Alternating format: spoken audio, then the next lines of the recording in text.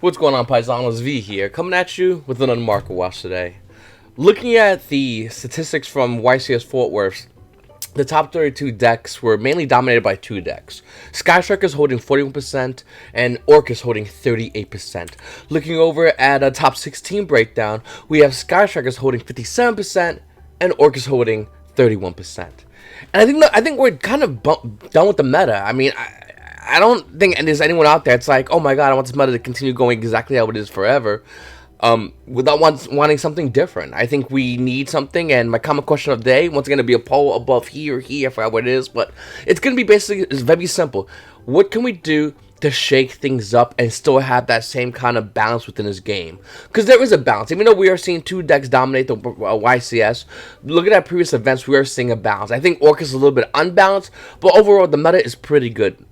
And looking at it, we have a couple of options. We got, obviously the banlist, new tier 1 decks, TCG exclusives that will modify current tier 1 decks, or bring in support for what I like to call the legacy support for older deck archetypes, and bring them in and make them more interesting again, and make those decks relevant, and with a couple of modifications off the ban list, make those decks more playable that can now play against the current meta as we currently know it right now. So once again, guys, I'm gonna put all that in the poll. I would love you guys type in the poll, and if you want to comment, please go down there and comment. Let me know if you have anything maybe I not said to really shake things up, but still keep the game as interesting as it's been a lot lately, to be honest with you. Moving forward, we also got Duel Devastator coming out. Looking into Duel Devastator, looks like a really good set. Oh yeah, by the way, if you're already down there commenting, hit the subscribe button. This is like right there. Anyway, looking at Duel Devastator, it's gonna be coming out within a couple of days, actually. Wow, I always felt like this deck was supposed to come out in the middle of the month.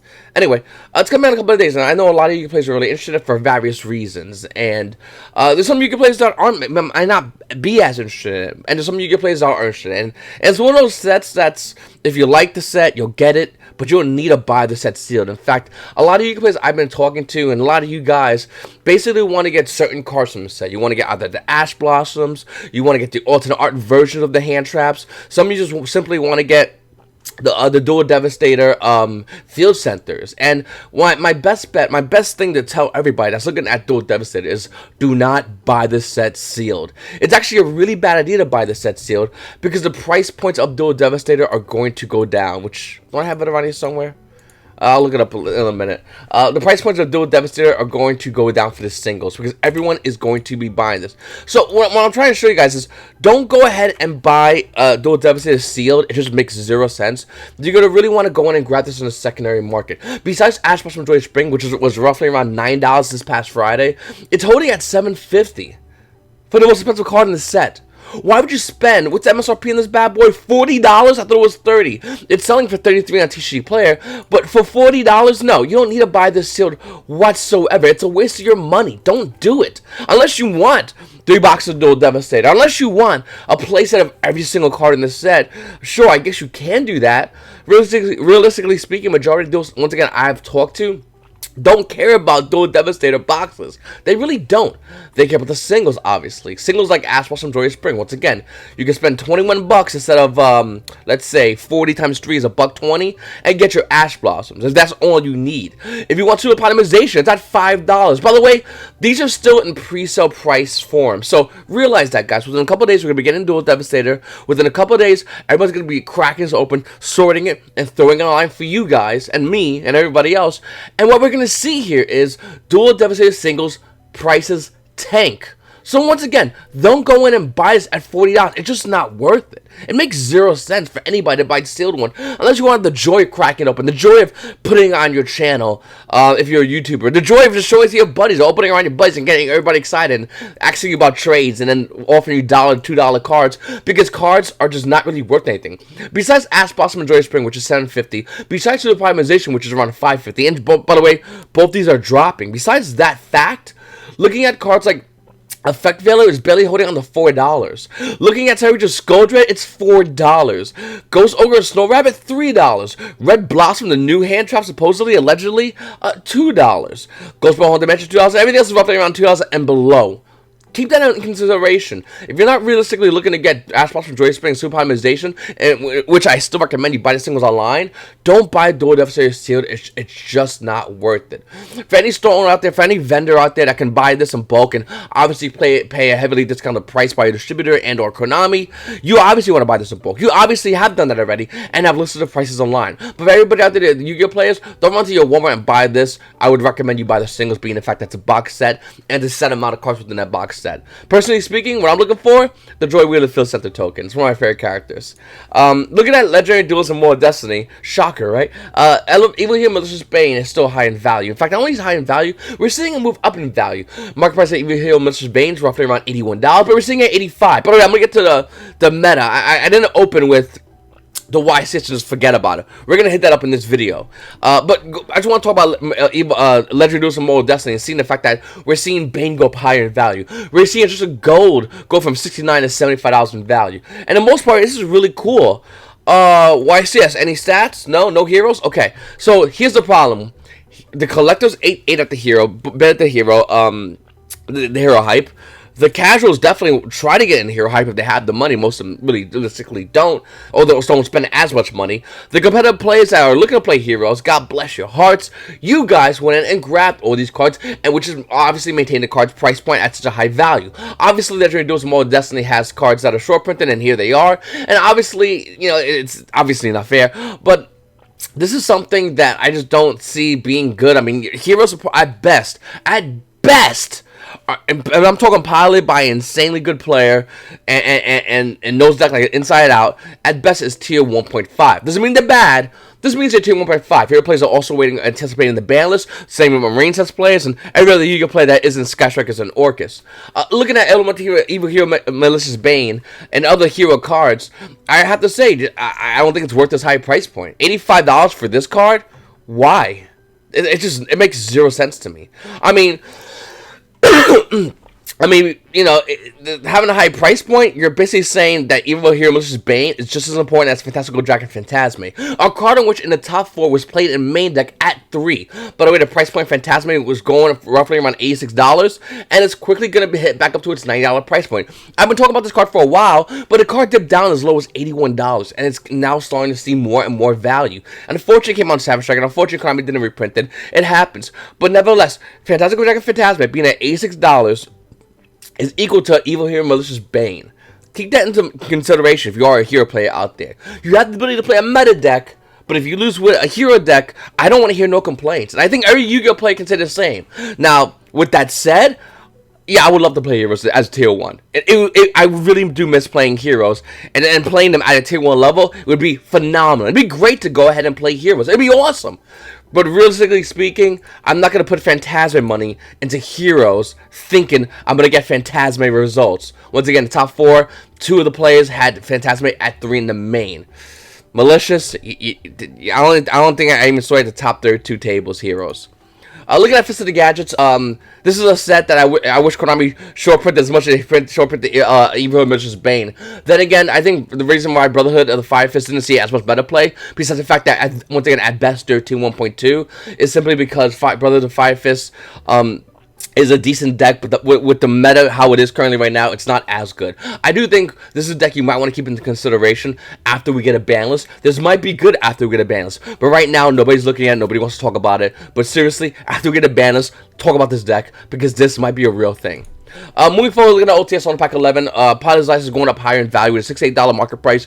We're actually seeing the price per hit roughly around $75 for Potter's Eyes. We can't say the same about other cards like Orcus, because the Orcus feels real. Looking at Dingirsu, the Orcus from the Evening Star, holding a $48 market price. The unlimited version of the card is roughly around $45. And I understand it's like $3 of a difference, but imagine the difference when Orcus get hit in the balance. Whether it's direct, which I don't think it's going to happen. I think it's going to be indirect, like a Nightmare Mermaid. And if that's the case, I do think Dingirsu will go down in value. Going down in value is something that Striker players know a lot about. All their ultis have been going down in value. Starting with Kano with a $21 market price. I do think Striker cards are nice and they're cool and they're fun, but they've been around forever. It's time the ban list just, finally everything just gets pushed to the side and the game gets, once again, like I said in the beginning of this video, shaken up. Looking at Pot of Extravagance, another card out in Savage Strike, having a $67 market price. We're seeing Pot of Extravagance being roughly around $70. Light Play Precision being roughly around $71, as this card is still a good card. If you're not playing any kind of combo-oriented deck, and you're playing anything that's not that, you're most likely is going to need Pot of Extravagance. Yes, we're getting super optimization for a lot of Yu-Gi-Oh players, again as another reprint, so it'll be a lot cheaper for the Masters. But nevertheless, if you're looking to play any kind of control variant, Pot of Extravagance is a card you might want to play. And to be honest with you, this card, we're not done just seeing this card. I don't know if we're going to get a reprint anytime soon, but I do know with KONAMI releasing, Dragon Maids, you can play some Dragon Maids, can't you? Maybe I'm wrong. Maybe I'm thinking about something else. My brain just totally died and something just filled in Dragon Maids. Maybe something else. Anyway, this is going to see future meta play 100%. It's no doubt in my mind. The draw 2 aspect of a card like this and, you know, like also Pot of Zayas, it just makes it a good card. Also, for anyone that out there does not have Mech Knight Crusader Ivermax, you might want to pick this up because it's slowly going up higher in value. Mech Knight Crusader Ivermax's price point in the market price is currently $15, but the first edition version is almost near $17. Once again, this card is stabilizing around $14 for a long while, and it's slowly creeping up higher and higher and higher. You just need one. I highly recommend if you don't have one to go trade for it or to go buy it. So I said, I think on Friday or Thursday, Lunite Serenade Dance, if Lunite Orchestra doesn't do any viable play at the YCS, this card's going to tank. Well, it did. Looking at Lunite Serenade Dance, the current price point on the market price is $12, but it's still going down a little bit. I mean, yes, after a couple of sales, it'll definitely go back up to $13, which is definitely higher than the market price, but currently, as it stands, the price point is lower than the current $12 price point. Well, why is that? Very simple. The ban list.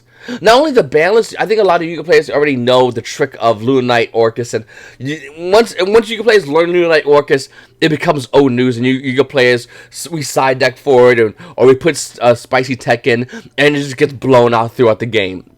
For this one, notice how a couple of weeks ago actually, Cyber Dragon Orcus was the deck on that's it, 100% the deck Cyber Dragon Orcus. Well, Lunite Orcus is slowly, and when I mean slowly, I mean today, becoming the best deck in the game right now. Well, why would that be? Well, because Yu-Gi-Oh players didn't 100% know what the deck does. And as we're seeing what Lunite Orcus does, it makes it easier for a lot of Yu-Gi-Oh players to play against Lunite Orcus. And I think that's might have another reason why this card's going down in value. As well, once again, the ban list and the fear that if cards like Nightmare Mermaid are hit, which should be the obvious choice for the ban list, we will see Lunite's play just pure Lunite. So it would still be pretty cool to see, to be honest with you.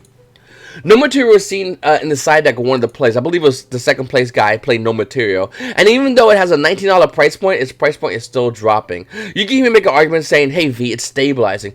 Sure, No Material is still not a bad card, but once again, every time I see No Material, I always think to myself, this is a good card, and maybe if we didn't have Nibiru, it would see more play, but being the fact that we have Nibiru, there's no reason to run No Material.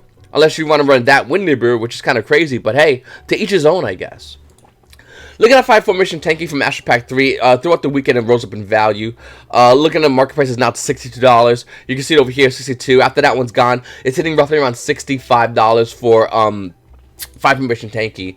And once again, because we're seeing the Orcus players play 3 of this card in their deck, and looking for the future of Yu-Gi-Oh! Konami already said they're going to make more future cards that definitely work good with 5 formation Tenki. Not even to mention the Brother 5 for stuff that came out of Fist of the Gadgets, which kind of also working with that as well. Next, Cosmic Cyclone. OTS 1 Pack 7 Cosmic Cyclone. Price wins roughly around $27. By the way, guys, I just want to pause real quickly. I talk really fast. I grew up in a household where everyone talked really fast, so I talk really fast. Everyone spoke Spanish and Italian and English, so I talk really fast. I know it's like one of the biggest things a lot of people go, V, you talk fast. I get it. I try talking calmer, but sometimes when I slowly talk how I normally talk, it just talks fast. So if it's hard for you to hear me as I'm talking fast, we're on YouTube. You can just take out your finger on the thing and just move to the left, and then hit play. I don't know what to tell you other than that. Look at the Cosmic Cyclone, OTS 1 Pack 7, price point roughly around $27, which it's quickly going over to $28. Now, this card's definitely seeing a lot more play, as it's still good against the current meta we are in right now. I I'm back and forth, to be honest with you. I don't know if I like Cosmic Cyclone or Mystical Space Typhoon. By the way, little fun fact about Mystical Space Typhoon, it's getting cheaper in value on its overall price point. Or price point showing to be about $55. We're seeing MST be roughly around $46 to $47. So it's getting a little bit cheaper than what it's currently at in the market price. And even though I like Cosmic Cyclone, I just think MST is better. I mean, yeah, Cosmic Cyclone definitely is better against a Sky Striker matchup, but why would you play a card that puts you into time when you're playing against 6 like Sky Strikers that will definitely drag you into time, and you pay 1,000 life points to Cosmic Cyclone card when you can easily MST it? Once again, I understand that you got MST it, they give you recoup it back, totally get that, but paying that 1,000 life points when you're going into time against a deck like Sky Strikers that can easily grab you into time by slowly stalling you by playing a floodgate cards, it's just, I don't think that's a good idea. I don't think it's worth the trade-off. And I'd love to know if you're out there, what do you guys think? Once again, comment down below. Moving forward, they're going to be one. Another card that Sky Striker players so happen to play at 3 in the main. Look at they're going to be one coming out of Extreme Force. The original print version is about $4. Duel Devastator version is already coming out as $2. And this is what I'm saying. You don't need to have they're going to be one. You should have been sold. I made a video a long time ago talking about how you should unload that they're going to be one. And hopefully you guys did, because they were going for like $10 to $15 at max. Look at they're going to be one right now. The current price point for the super rare is $5. Well, the Duel Devastator version, the ultra rare, the higher rarity one, is $2 once again. And this is nothing, by the way, because we're going to be seeing more Yu-Gi-Oh players be able to list by the end of this week more Duel Devastator versions of they're going to be one at ultra rare. And of course, who wants to hold a super rare when there's an ultra rare? I get it's original print, but it's lower rarity. Yu-Gi-Oh players are going to want to flock to the ultra rare, which of course everyone's going to be listing online because not everybody wants they're going to be one. And when everyone lists online, the value of this card drops to less than $1. Moving forward, DD Crow is obviously the big blowout card of the week. And to any other person out there, I'm not sure about any other YouTubers or anyone else, but I think, and I could be wrong, and it is what it is, but I think I'm the only person that will scream with my lungs for everybody to grab DD Crow and how great it is against Orcus matchups. In fact, if you watch my Thunder Dragon deck profile, and I'm going to do more deck profiles, by the way. I'm definitely working on more deck profiles, but if you watch my deck profile, I talk about DD Crow and how amazing it is and how everyone kind of forgot about DD Crow when we used to use it against sniping out Orcus and stopping their combo. Orcus right now are even weaker than what they were before, and if you DD Crow something like, I don't know, Symbol Skeleton, or the target of Symbol Skeleton, or anything like that, you're going to be in a much better position. And looking at DD Crow and looking at how amazing this card is, it's actually shocking the fact that it hasn't been bought out all over the place. Dual Tornado 5 version of DD Crow is currently $250 underneath this $4 price point, which is really cheap for a great card.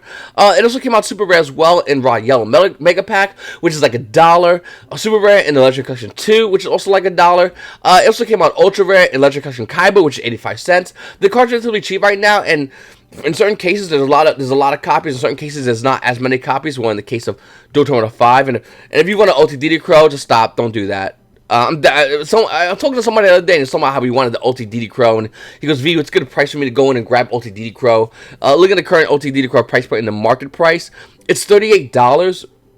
But then when you look at DD Crow over here, like lightly played, 35 unlimited, for versions and versions of DD Crow, you're looking at $50 for each one. Now, I'm a big fan of rarity. I have the rarity illness like everybody out there in this game. I'm not talking $50 in DD Crow Ultimate Rare. That's insane. 1, 2, banlist is gonna shift, and 3, the meta is gonna shift as a whole. Why would you just pay that kind of money? Orcus still might not be around after banlist, so why pay a lot of money now, getting ready for something that's gonna be changing soon? I don't see the value in that. So that's why I don't recommend anyone buying OTDD Crows. Alternatively, if you have OTDD Crows, now's the time to sell them. Hey, if the banlist happens and Orcus is still good, you still have an opportunity to buy back those DD Crows. If not, buy all the versions of it, like Dual Terminal DD Crows. Still very good, by the way. But if the banlist does come through and Orcus dies, or Orcus just has to only become pure because Nightmare's hit or the cards are hit, to stop Orcus from joining in other decks, well, DD Crow's value obviously is going to go down. And if that's the case, you're going to lose money. So what do you want to do? Hold the card and go down the ship? Sell the card and make money? It's a hard choice, and I'm dead serious when I mean that, because if I had an Ultimate Red DD Crow playset, it would be harder not to sell it, because these, Striker Neos is in such an easy to grab set. Moving forward, Nightmare Corrupt, Ibli, obviously being one of the MVP cards of the weekends for definitely one Duelist, as well as many others. Looking at the card, the Ultra Rare Gold Star versions are about $2. And then the original print versions are roughly around $7. Underneath, it's $11 market price. These are really cool, and I really do like this combo a lot. And I'll be honest with you, if Orcus are untouched, or any Orcus variant, especially just, I mean, let's be honest, Lunalite Orcus, Pure Orcus, or Cyber Dragon Orcus, if one of those versions are untouched that can run Nightmare Corrupt the Ibli consistently, well, that might be a game changer, and it might stun your opponent holding that Nibiru in hand when you have Nightmare Corrupt the Ibli. Whether you main it or side it is inconsequential. The card's going to be good, and it's good to see play if Orcus is still viable, and that's a big if, because we all don't know. Moving forward, we have Link Slayer, which was used, by the way, this weekend, and yeah, Ultra Rare Link Slayer is like 8 cents. There's 96 price listings on TCG Player. There's a bunch of comments as well if you want to check that out, but for real, if you want an Ultra Rare, it's actually really cheap right now. So, I don't know, I mean, this card is actually really, really cheap, so it's like pocket change if you want to just add it onto your cart on another pre-existing order.